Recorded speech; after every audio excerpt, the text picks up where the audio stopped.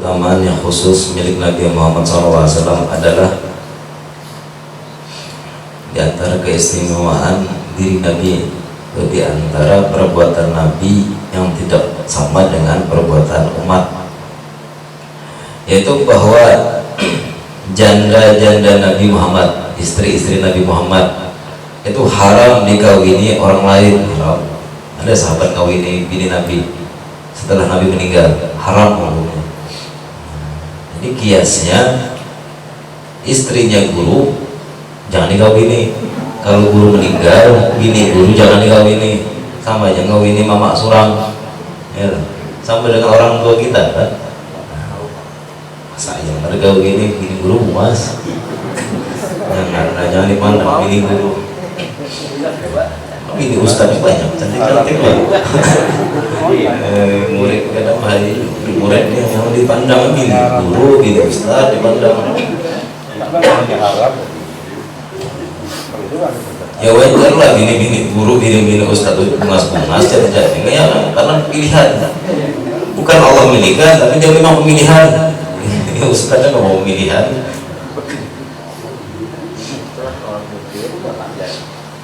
Jadi kalau ditanya orang, siapakah perempuan yang paling cantik sedunia?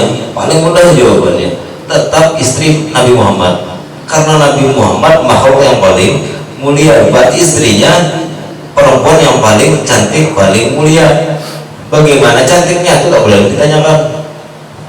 Bagaimana rupa Nabi-nya kan sulit kita mempertanyakan. Apalagi wajah istri Nabi.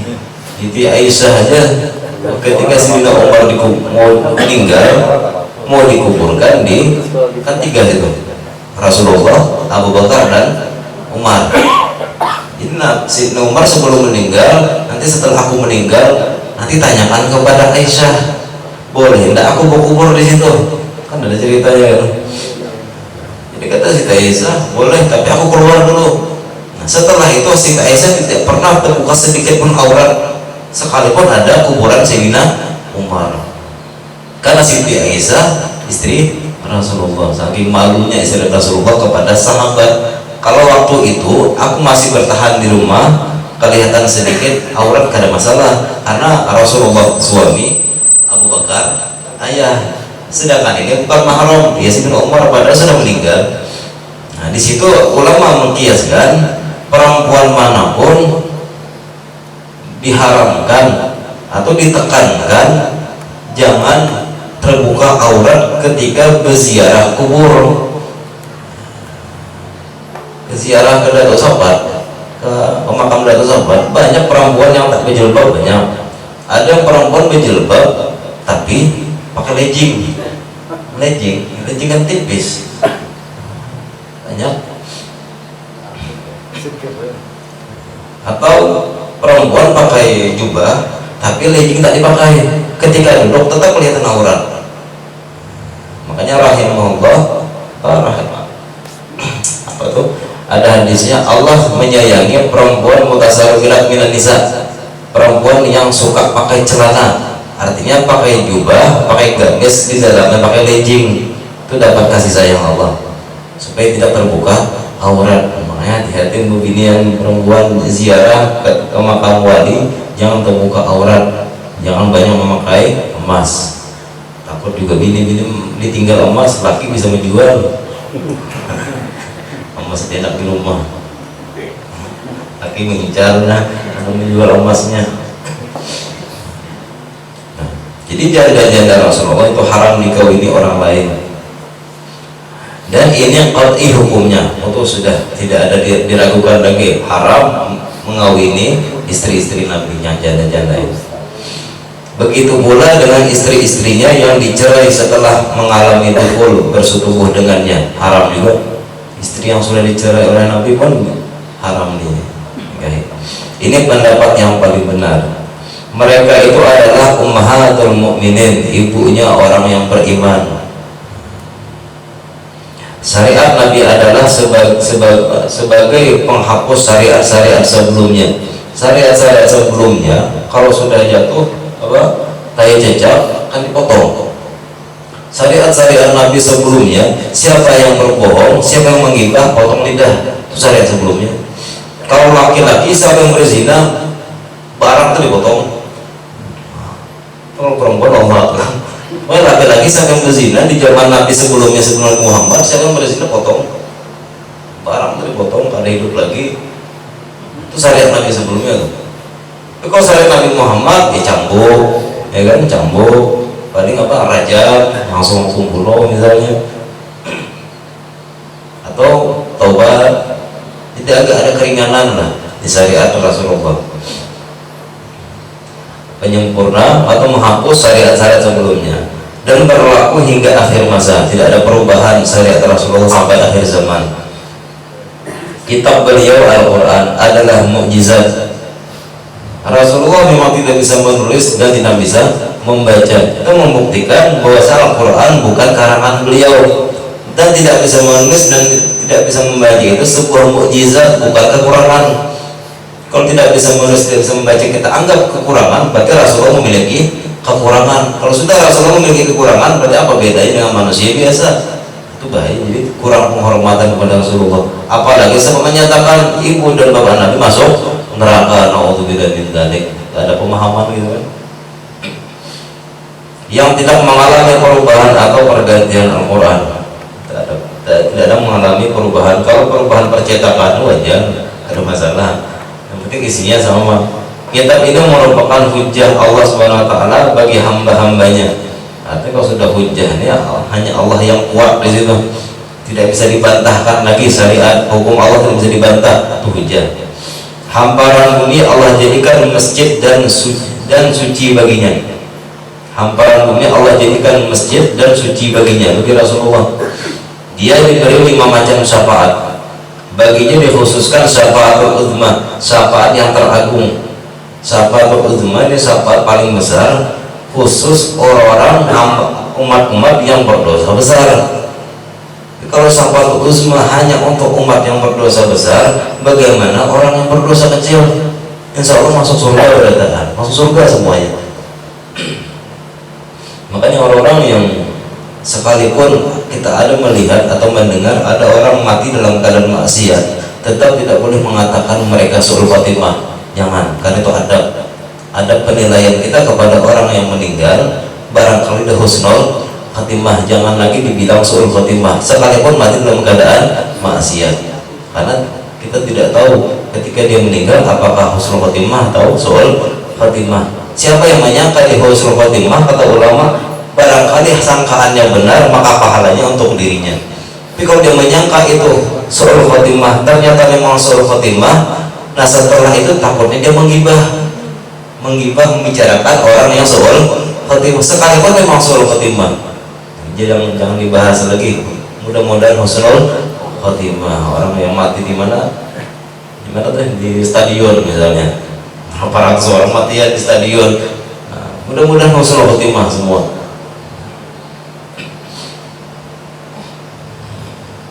Sekalipun seseorang atau matinya mati tidak bagus matinya, karena ulama sudah menyatakan bahwasanya orang yang maksiat itu bisa saja Allah siksa, Allah ampuni dosa-dosanya dengan Allah berikan siksaan di dalam kubur. Jadi ketika dia di padang mahsyar sudah bersih dari dosa. Seandainya ada orang mati dalam keadaan maksiat, diazablah di dalam kuburnya. Nah, berapa puluh tahun dia sampai hari kiamat diazab. Ketika dibangkitkan sudah bersih daripada dosa. Itu keyakinan kita. Jadi jangan mencaci orang lagi, sekalipun orang itu maksiat jangan dicaci. Ujung-ujungnya satu surga samaan, masuk surga bersamaan. Aku kira kau di neraka, padahal kau macal bahari di dalam dunia. Kata pekalah akhirnya. Jadi bagus sangka baik dengan siapapun, sangka baik. Apalagi sama nyumpahi orang, mudahan kau kena azab. Sekali masuk surga samaan. Kalau gini, kalau bahayanya dia surga kita neraka. Jadi tanamkan sifat netral aja, sudah netral dan sangka baik. Itu urusan Tuhan. Nabi Musa kan seperti tegur. Nabi Musa beda dengan Nabi Muhammad. Nabi Musa ketika umatnya maksiat, Nabi Musa komentar, ya Allah azabkan sekalian umatku azab. Nabi Muhammad ketika di Taif, ada enggak Nabi Muhammad doakan azab? Ampuni ya Allah, barangkali ada anak keturunan menjadi orang alim, ternyata terkenal keturunan orang-orang Taif itu banyak alim-alim. Bedanya sifat Nabi Musa dengan Nabi Muhammad.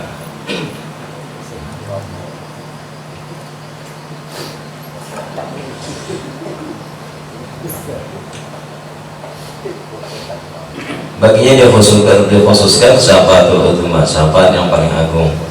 Dia Nabi yang paling awal mengetuk pintu surga, dan umatnya adalah sebaik-baik umat, dan tidak akan berkumpul untuk melakukan kesesatan. Dia adalah Nabi pertama sebagai pemberi syafaat bagi yang memperoleh syafaat. Dia Rasulullah adalah orang pertama yang membelah ini bahasanya belah bumi darinya. Bahkan di hari kiamat nanti umatnya seperti malaikat, kotorannya suci. Umat Rasulullah bagikan malaikat, dapat mendatangkan keberkatan serta dapat menjadi obat penyembuh penyakit umat Nabi Muhammad, sebagaimana menurut pendapat yang paling sahih. Kenapa para tuan guru atau para orang alim, jangankan orang alim, orang biasa pun bisa menyembuhkan orang lain. Pada orang biasa barangkali tidak karena berkat salawatnya. Kan ada kalau minyak ZM tuh, minyak Habib dari Palembang itu kan biasa syaratnya kalau minum minyak ZM harus baca salawat 3 kali. Ada minyak itu kan banyak berapa puluh penyakit yang bisa disembuhkan. Salahnya menyembuhkan itu bukan minyaknya tapi salawatnya. Banyak tuan guru kita minta air dengan tuan guru, salawat kabul, tergantung niat yang minta doakan. Kalau kita niat tidak ada, sekalipun tuan gurunya bercabur di baskom, bukan ditiupkan air dalam botol lagi, tuan gurunya bercabur di baskom, air di baskom minum tak kabul juga.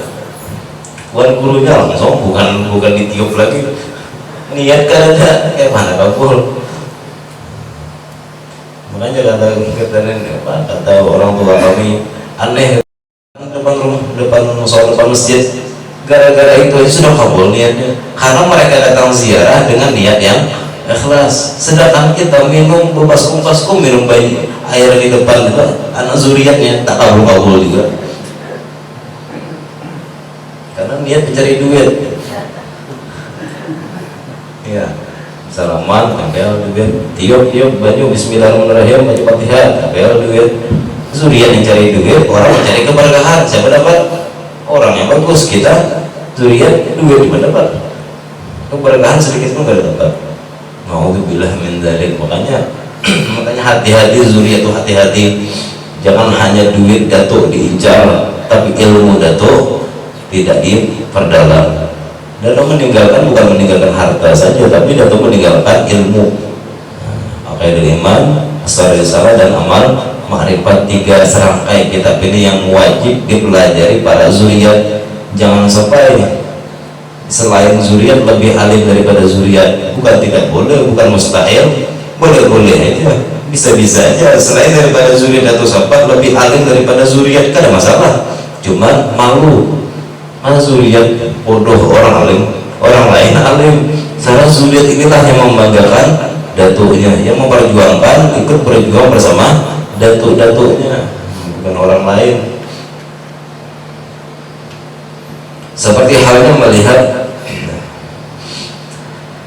sebagaimana menurut pendapat yang paling sahih, dia Rasulullah dapat melihat orang-orang yang ada di belakangnya seperti halnya melihat orang-orang yang ada di hadapannya. Beliau melihat belakang sama dengan melihat hadapan. Karena seluruh alam ini diciptakan melalui nur Nabi Muhammad. Jadi kalau seluruhnya berasal dari nur Nabi Muhammad, jadi tidak ada dinding sedikit pun. Pandangan Rasulullah tidak ada dinding.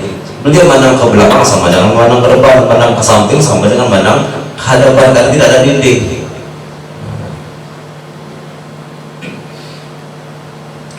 Salatnya yang dilakukan dalam keadaan duduk, pahalanya seperti yang dilakukan sambil berdiri. Itu Rasulullah. Kalau kita duduk setengah pahalanya, ya kalau berpahala, ini bagus berdiri sembahyang. sembahyang berdiri bisa diterima, apalagi sembahyang duduk. Baru sakit pinggang sedikit duduk, capek sedikit duduk, sembahyang.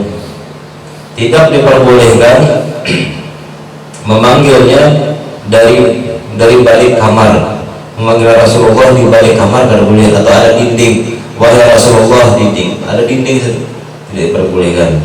Dan juga memanggilnya dengan nama, wahai Muhammad, ya Muhammad, tidak diperbolehkan. Kalau sahabat itu tidak diperbolehkan memanggil Muhammad, maka umatnya pun sama, kiasnya sama. Kita ini kan ingin jadi sahabat Rasulullah juga di akhirat. Berarti kita pun jangan sesekali menyebut nama Nabi Muhammad dengan Muhammad. Dan dia diberi Allah Jawami'ul Kalim. Jawami'ul Kalim ini bicaranya sedikit tapi maknanya banyak, itu Jawami'ul Kalim. Jangan ada kita ini bicara banyak tapi tak bermakna. Banyak bicara, banyak pandir, maknanya kosong. Jadi kalau Habib besar itu kalau bicara sedikit tapi pedas, itu Jawami'ul Kalim. Bicara sedikit tapi menyinggung di hati, Jawami'ul Kalim artinya mengena. Karena ulama-ulama, orang-orang soleh itu ketika beliau menasihati, bukan menasihati secara zahir. Apa yang nasihat yang ada di hati dikeluarkan melalui zahir, berarti masuknya ke hati orang yang mendengar, bukan ke zahir orang yang mendengar. Pasal menyakiti Nabi SAW. Ketahuilah sesungguhnya Allah Ta'ala telah mengharamkan seseorang menyakiti Nabi SAW, sebagaimana pernah disebutkan dalam Al-Quran. Bahkan Allah Ta'ala akan melaknat orang-orang yang menyakiti Rasulullah. Di antara menyakiti Rasulullah ya menyepelekan sunnah, merendahkan sunnah, menganggap sunnah itu hanya hal terkecil, hal yang kecil. Minum makan tangan kanan, asal olah tangan kanan, tangan kiri aja sudah, itu yang merendahkan Nabi, menyakiti hati Nabi. Di antaranya lagi menyakiti para suriat Rasulullah, menyakiti ulama waris para Nabi, menyakiti Rasulullah. Hanya orang yang ketika melihat ada tulisan nama Nabi Muhammad jatuh ke lantai, jangankan nama Allah, nama Nabi Muhammad aja jatuh ke lantai, dibiarkan atau diremehkan, tidak diambil, maka hukumnya musyrik, sudah murtad malah. Nama Nabi Muhammad apalagi nama Allah. Kenapa diharamkan menyakiti Rasulullah? Karena Rasulullah kekasih Allah. Siapa menyakiti Rasulullah sama dengan menyakiti Allah. Sebagaimana telah disebutkan dalam Al-Quran, umat Islam telah sepakat untuk membunuh temannya Muslim yang berani mengecilkan nabinya dan menghinanya. Orang Islam yang menghina Nabi itu dibolehkan dibunuh. Jangankan itu, kita sembahyang, kalau ada orang lewat kan dihalang. Ketika yang lewat ini diawaskan kita, dibiarkan malah main-main di depan kita, itu suruh bunuh. Apalagi yang menghina Nabi, apalagi yang menghina Al-Quran, baik secara terang-terangan ataupun sindiran. Tetapi Nabi berhak untuk menghina atau mengecilkan seseorang. Nabi itu punya hak untuk merendahkan, menghinakan orang lain, tapi Nabi tidak mau. Ana sayyidu waladi Adam wala fakhra. Aku ini penghulunya anak cucu Nabi Adam. Aku ini tuan, kata Nabi. Hadisnya kan, wala fakhra, tapi aku kan sombong. Seharusnya kalau seandainya Nabi anak masukkan kita ke neraka semuanya, itu hak Nabi. Misalnya kita ini taat ibadah, dan seharusnya kita masuk surga, tapi kata Nabi itu si A itu neraka aja, berapa masuk neraka? Nabi yang menguasai sudah. Allah menyerahkan ke seluruh kekuasaan kepada Nabi keseluruhnya. Yang berhak hanya Nabi. Seandainya Nabi untuk menghinakan siapapun boleh, cuma Nabi bukan orang yang menghina. Ketahuilah sesungguhnya orang yang menghinanya, mencelanya, atau yang mengungkapkan kekurangannya, baik tentang akhlak, kejadian, agama. Misalnya kejadian Rasulullah, jangan diartikan Rasulullah ketika lahir seperti mana lahir anak bayi biasa, tidak. Rasulullah kejadiannya di sesar, bukan keluar dari bawah, dari sesar. Tidak operasi pertama ya Rasulullah, sesar pertama. beda, seluruhnya beda. Kita aja naik ke langit atau ke astronot ya, tanpa pakai baju atau pakai baju biasa, kira-kira hancur nggak badan? Hancur. Rasulullah ke langit ketujuh, tapi kulit Nabi itu seperti apa kejadiannya? Apa bahan kulit Nabi? Tetap beda dengan yang lain. Tentang akhlak beliau, kejadian beliau, agama, sifat-sifat beliau, keturunan beliau ataupun apapun juga. Bahkan termasuk dusta atas namanya dan mengecilkan namanya dengan perkataan. Itu semua tergolong penghinaan kepadanya. Makanya siapa-siapa yang bernama Muhammad, yang mudah-mudahan sifatnya seperti nama Nabi Muhammad. Jangan bikin malu Nabi Muhammad. Pasalnya nama Muhammad, misalnya Muhammad apa? Muhammad Irfan, tapi kelakuannya kada bagus ganti nama yang lain kalian. Muhammad ini nakal, kan orang bilang Muhammad, ganti nama sudah Alexander, jangan lagi Muhammad. Ini sesuaikan dengan nama yang baik tadi. Dan orang yang menghinanya dikenakan sanksi dibunuh. Semuanya ini juga telah disepakati ijma ulama semenjak masa sahabat hingga sekarang. Ibnu Munzir, semoga Allah memberikan rahmat kepadanya, berkata, kalangan pakar telah sepakat bahwa orang yang menghina Nabi Muhammad hukumnya dibunuh. Mereka yang berpendapat seperti ini antara lain Imam Malik, Imam Lais, Imam Ahmad bin Hanbal, Ishaq, dan mazhab Imam Syafi'i. Siapa menghina Nabi Muhammad maka hukumnya dibunuh. Pendapat ini adalah sesuai dengan mazhab Abu Bakar As-Siddiq radhiyallahu anhu. Sebagaimana